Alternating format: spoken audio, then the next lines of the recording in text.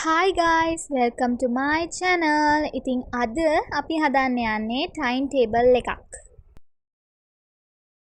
මේක හරි ලේසියෙන් හදාගන්න පුළුවන් time table එකක්. ඉතින් මං දන්න නිසා මං හිතුවා ඕගලන්ටත් මේක share කරගන්න ඕනේ කියලා. ඉතින් මේක අනිත් time tables වලට වඩා පොඩ්ඩක් වෙනස් time table එකක් වුණාට පොඩ්ඩක් time table එකක් කියලා තමයි මං හිතන්නේ. මොකද මම මේක ගොඩක් කාලයක් ඉඳලා පාවිච්චි කරන time table එකක්. මේකට අවශ්‍ය වන්නේ A4 කොලයකුයි, ප්ලාස්ටික් ගම්, පැන්සල්, අඩිරුල් වගේ අපේ ගෙදරම තියෙන දේවල් තමයි. ඉතින් එන්න බලමු මේක කොහොමද හදන්නේ කියලා. මං අඩිරුලක් අරන් කරන්නේ තිරස් අතට කොටු 17කුයි සිරස් අතට කොටු 7ක් ඇඳගන්න එක. ඉතින් සිරස් අතට කොටු 7ක් කියන්නේ සතියේ දවස් 7 සහ තිරස් අතට කොටු 17ක් කියන්නේ උදේ 6 ඉඳලා රෑ 11 වෙනකන් තියෙන ටයිම් එකේ කොටු ගාන. ඉතින් ඕගලන් නැගිටින වෙලාව සහ නිදා ගන්න වෙලාව අනුව මේක පොඩ්ඩක් වෙනස් වෙයි. ඉතින් බලලා කරන්න.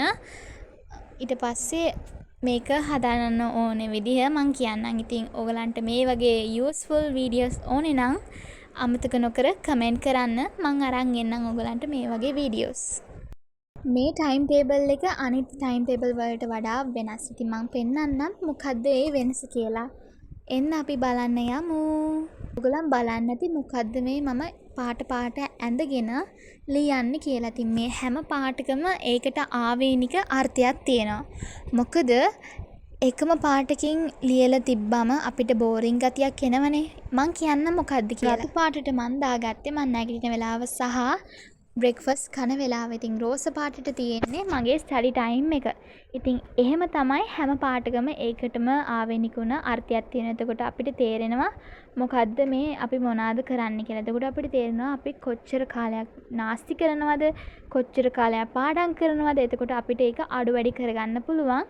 ඒකේ තියෙන තොරතුරු අන්තර්ගතව තියෙන හැටි. ඉතින් ඕගලන්ටත් මේ විදිහට පාවිච්චි කරලා බලන්න පුළුවන්.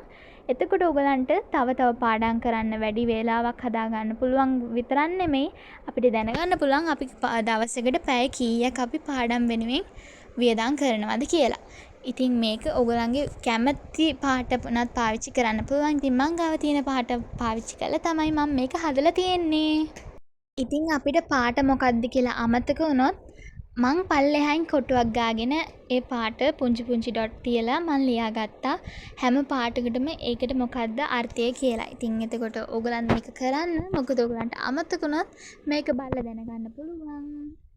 ඉතින් මේක ගොඩක් යූස්ෆුල් ටයිම් ටේබල් එකක් කියලා මං හිතනවා. ඕගලන්ටත් මේක වැදගත් වෙයි කියලා.